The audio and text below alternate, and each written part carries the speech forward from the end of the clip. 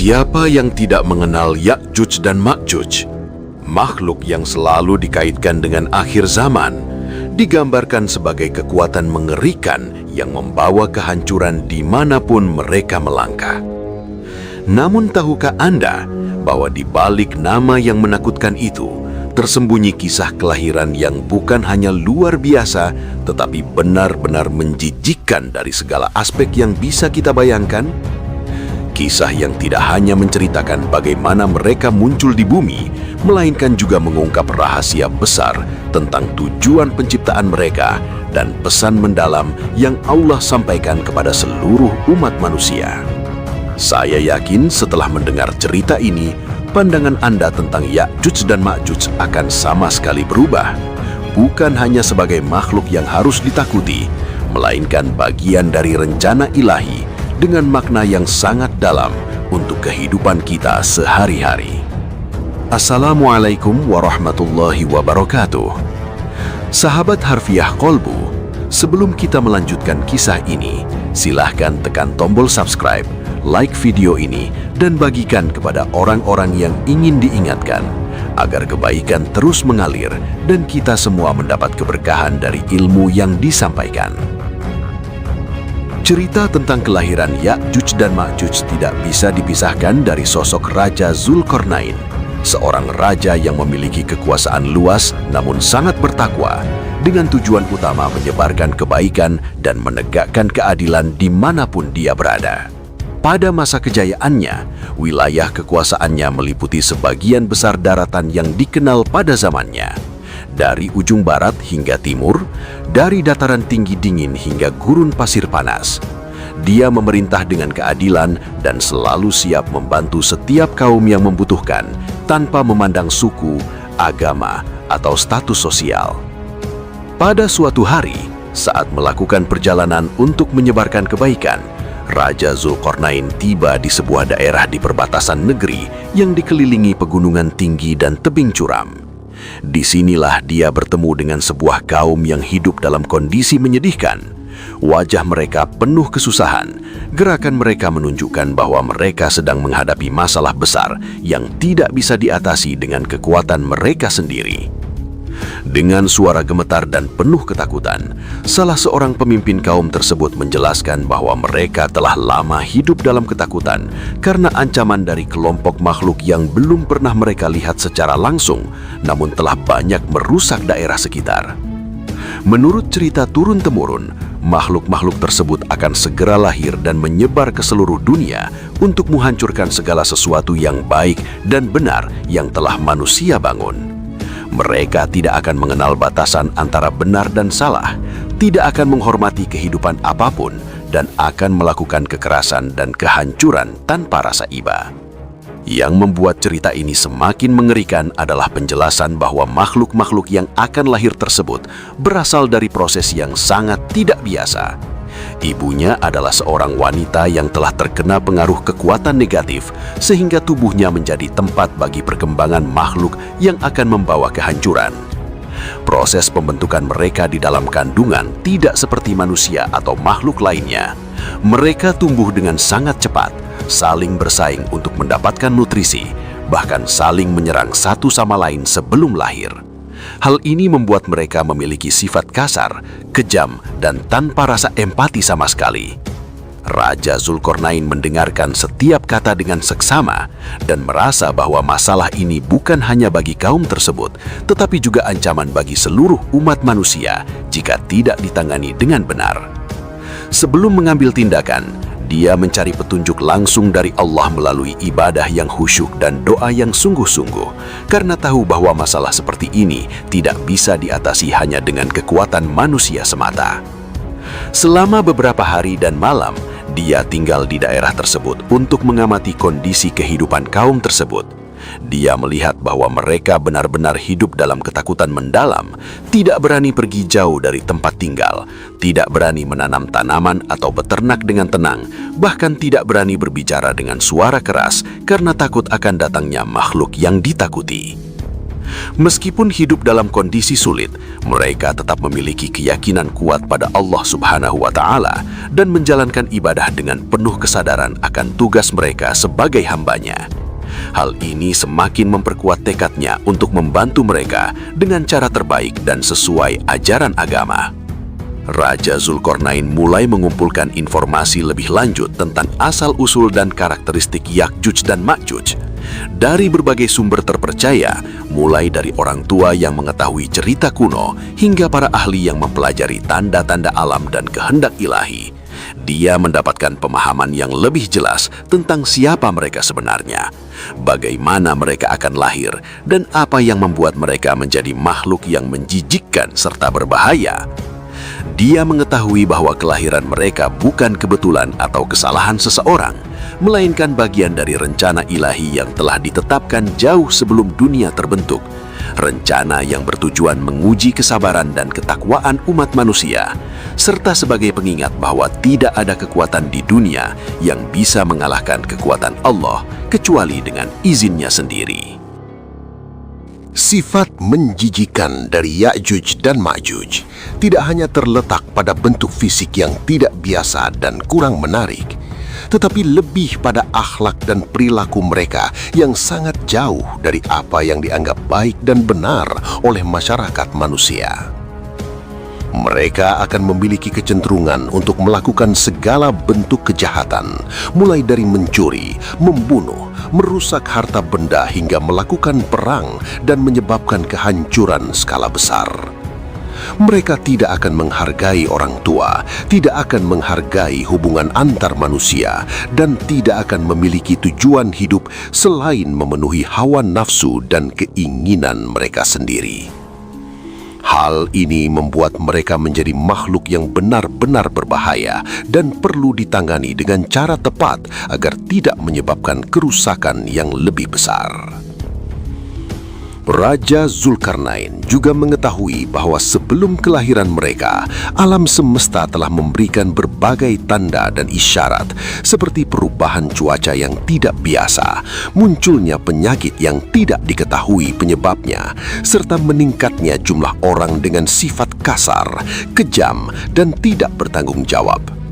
Semua tanda ini menunjukkan bahwa dunia sedang memasuki masa di mana nilai-nilai kebaikan dan keadilan mulai terkikis oleh keinginan akan kekuasaan, kekayaan, dan kesenangan duniawi.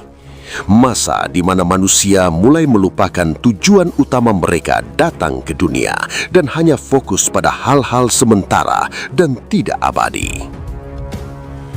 Selain itu, dia menemukan bahwa kaum yang tinggal di perbatasan negeri tersebut memiliki peran khusus dalam seluruh rangkaian peristiwa. Mereka adalah kaum yang dipilih oleh Allah untuk menjadi saksi dari awal hingga akhir kelahiran dan perkembangan Ya'juj dan Ma'juj, serta menyampaikan pesan penting tentang pentingnya menjaga ketakwaan dan akhlak yang baik. Meskipun hidup dalam kondisi sulit dan penuh ketakutan, mereka tetap diberikan kekuatan dan kesabaran untuk menjalankan tugas mereka dengan baik, menjadi contoh bagi kita semua tentang bagaimana menghadapi ujian dan cobaan dengan penuh kesabaran dan keyakinan pada kebaikan Allah Subhanahu wa Ta'ala. Raja Zulkarnain mulai merencanakan langkah-langkah yang akan dia lakukan untuk membantu kaum tersebut dan menghadapi ancaman yang akan datang. Dia tahu bahwa tindakan yang diambil harus berdasarkan prinsip-prinsip agama yang benar dan memiliki tujuan memberikan manfaat bagi sebanyak mungkin orang. Dia tidak ingin hanya menghilangkan masalah secara sementara, tetapi menemukan solusi yang bisa memberikan dampak jangka panjang dan membawa kebaikan bagi seluruh umat manusia. Dia juga menyadari bahwa untuk melakukan hal ini, dia membutuhkan bantuan dari banyak orang, mulai dari para pembesar negerinya hingga orang biasa yang memiliki keinginan untuk membantu sesama makhluk. Dia mulai dengan membangun komunikasi yang baik dengan pemimpin dan anggota kaum tersebut, menjelaskan rencana yang dia miliki dan mengajak mereka bekerja sama. Dia memberikan bantuan material, mulai dari makanan, pakaian, hingga alat untuk membangun tempat tinggal yang lebih aman dan nyaman. Selain itu, dia mengajarkan mereka tentang pentingnya kebersihan dan kesehatan, serta memberikan pendidikan tentang ajaran agama yang benar agar mereka dapat meningkatkan kualitas hidup secara keseluruhan. Semua tindakan ini tidak hanya bertujuan membantu mereka menghadapi masalah yang sedang terjadi, tetapi juga membangun kemampuan mereka agar dapat hidup dengan mandiri dan bahagia di masa depan. Selain memberikan bantuan langsung, Raja Zulkarnain juga mulai melakukan persiapan untuk menghadapi kelahiran Ya'juj dan Ma'juj. Dia mengumpulkan informasi tentang cara mengendalikan atau membatasi pengaruh mereka setelah lahir, serta mencari tahu tentang kekuatan alam dan ilmu pengetahuan yang bisa dimanfaatkan. Dia berkomunikasi dengan para ahli dan orang yang memiliki pengetahuan tentang hal-hal tidak biasa, bertukar pikiran untuk mendapatkan ide dan solusi yang lebih baik. Semua upaya ini dilakukan dengan penuh kesadaran bahwa dia sedang menghadapi masalah besar dan kompleks yang membutuhkan perhatian dan usaha yang sama besarnya untuk diatasi. Pada saat yang sama, Raja Zulkarnain tidak pernah melupakan untuk selalu berdoa dan memohon petunjuk dari Allah dalam setiap langkah yang dia ambil. Dia tahu bahwa tanpa bimbingan dan kekuatan darinya, tidak ada tindakan yang dia lakukan akan berhasil atau memberikan manfaat yang sebenarnya. Dia menghabiskan sebagian besar waktunya untuk beribadah, membaca Al-Quran, dan merenungkan makna dari setiap ayat yang dia baca. Hal ini tidak hanya membantu dia mendapatkan kebijaksanaan dan kekuatan yang dia butuhkan, tetapi juga membuat dia semakin yakin bahwa segala sesuatu yang terjadi dalam hidup ini memiliki makna dan tujuan yang lebih besar yang hanya diketahui oleh Allah sendiri. Setelah memahami latar belakang dan ancaman yang akan datang, Raja Zulkarnain menggali informasi lebih dalam tentang proses kelahiran Ya'juj dan Ma'juj yang benar-benar mengganggu fitrah manusia. Dari sumber terpercaya dan cerita turun-temurun, dia menemukan bahwa kelahiran mereka bukan proses alamiah seperti manusia pada umumnya. Ibunya adalah seorang wanita yang tinggal di pelosok terpencil, jauh dari peradaban, dan telah terpengaruh energi negatif yang mengelilingi wilayah tersebut selama bertahun-tahun. Tubuhnya mengalami perubahan luar biasa. Bentuknya membesar tidak proporsional. Kulitnya menjadi kasar berwarna kehitaman dengan bercak kemerahan yang tampak menyakitkan. Dan tubuhnya mengeluarkan bau menyengat yang bisa tercium dari jarak jauh. Para orang tua di daerah tersebut menceritakan bahwa sejak awal kehamilan, wanita tersebut menunjukkan tanda-tanda tidak biasa. Dia tidak mengalami gejala kehamilan umum seperti mual atau kantuk berlebih, melainkan kesakitan luar biasa setiap saat yang membuatnya berteriak dan menggeram seperti binatang buas. Tubuhnya menjadi tempat pertempuran bagi makhluk-makhluk yang tumbuh di dalamnya. Mereka saling mendorong, menggigit dan menyerang satu sama lain dalam perebutan nutrisi dan ruang. Suara dentuman dan desahan dari dalam perutnya sering terdengar di malam hari, membuat seluruh kaum tidak berani tidur nyenyak. Bahkan tanah di sekitar tempat tinggalnya mulai mengeluarkan bau tidak sedap, dan tumbuh tanaman liar yang tidak dikenal mengeluarkan zat beracun yang bisa membuat hewan yang mendekatinya sakit atau mati. Seiring waktu, kondisi wanita tersebut semakin memburuk. Dia tidak lagi mampu berbicara jelas atau mengontrol tindakannya. Tubuhnya seolah dikuasai kekuatan tak dikenal, membuatnya bergerak dengan cara aneh dan tidak terkontrol. Dia mulai mencari makanan yang tidak biasa dan sulit diterima akal sehat, seperti tanah basah, kotoran hewan, dan tumbuhan beracun, seolah tubuhnya membutuhkan zat-zat tersebut untuk mendukung pertumbuhan makhluk di dalamnya. Setiap kali dia makan, dia menunjukkan ekspresi sangat menyakitkan, kemudian mengeluarkan suara deru yang menggema hingga ke pelosok hutan. Para kaum yang melihatnya mengatakan bahwa pemandangan tersebut menyakitkan hati dan menimbulkan rasa tidak nyaman yang mendalam, tidak hanya terhadap apa yang terjadi pada wanita tersebut, tetapi juga terhadap makhluk-makhluk yang sedang tumbuh di dalamnya. Ketika tiba saatnya melahirkan, proses yang terjadi jauh melampaui batas yang bisa dibayangkan. Wanita tersebut tidak melahirkan satu persatu seperti manusia pada umumnya, melainkan bersamaan dalam jumlah sangat banyak, ribuan, bahkan mungkin jutaan makhluk yang keluar dari tubuhnya dalam waktu relatif singkat. Proses kelahiran ini tidak hanya menyakitkan bagi wanita tersebut, tetapi juga menimbulkan pemandangan yang sangat mengerikan. Setiap makhluk yang lahir memiliki bentuk fisik yang tidak sesuai dengan standar keindahan yang ditetapkan Allah Subhanahu wa Ta'ala untuk makhluknya. Mereka memiliki tubuh kecil namun padat, kulit tebal kasar seperti reptil, mata besar melotot berwarna merah menyala yang sangat mengerikan, dan mulut penuh dengan gigi tajam seperti pisau yang siap menyerang apa saja di depannya. Bentuk fisik mereka bukan satu-satunya hal yang menimbulkan rasa ngeri. Setiap kali mereka lahir, mereka langsung menunjukkan sifat kasar dan kejam, saling menggigit dan menyerang satu sama lain, bahkan sebelum bisa berdiri dengan benar. Beberapa di antaranya bahkan langsung menyerang tubuh wanita yang telah melahirkannya, menggigit bagian tubuhnya yang lemah dan menyebabkan luka parah. Wanita tersebut akhirnya tidak mampu bertahan hidup setelah proses kelahiran yang panjang dan berat, meninggal dalam keadaan menyedihkan dan tubuhnya mengalami kerusakan serius akibat serangan dari makhluk-makhluk yang telah dia lahirkan. Pemandangan tubuhnya yang tergeletak dan makhluk-makhluk yang berlarian serta saling menyerang di sekitarnya membuat setiap orang yang menyaksikannya merasa takut dan terguncang.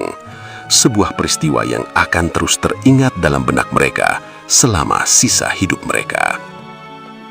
Setelah lahir, Ya'juj dan Ma'juj segera menunjukkan bahwa mereka tidak memiliki rasa empati atau kesadaran akan nilai kehidupan sama sekali. Mereka mulai menyerang segala sesuatu di sekitarnya, mulai dari tumbuhan, hewan liar, hingga apa saja yang bisa ditemukan di hutan belantara. Mereka merusak pepohonan dengan menggigit batangnya dan merobek daunnya, membunuh hewan dengan cara kejam dan tidak perlu, bahkan merusak tanah dengan mengikisnya menggunakan cakar dan gigi tajam mereka. Dalam waktu sangat singkat, daerah sekitar tempat mereka lahir menjadi lautan kehancuran, pepohonan tumbang, tanah rusak, dan tidak ada satu makhluk hidup pun yang bisa bertahan hidup di daerah tersebut kecuali mereka sendiri. Bau yang dihasilkan oleh tubuh mereka dan kerusakan yang mereka buat semakin menyengat dan menjijikkan, membuat seluruh kawasan tersebut menjadi tempat yang tidak layak huni bagi manusia atau makhluk hidup lainnya. Setelah memahami segala aspek terkait Ya'juj dan Ma'juj, Raja Zulkarnain mendapatkan arahan jelas dari Allah untuk membangun sebuah penghalang yang kuat dan kokoh yang akan menyekat mereka hingga saat yang telah ditentukan oleh Ilahi. Rencana yang dirancang bukan untuk menghancurkan mereka secara total, melainkan untuk membatasi gerakan mereka agar tidak menyebabkan kerusakan lebih lanjut bagi umat manusia.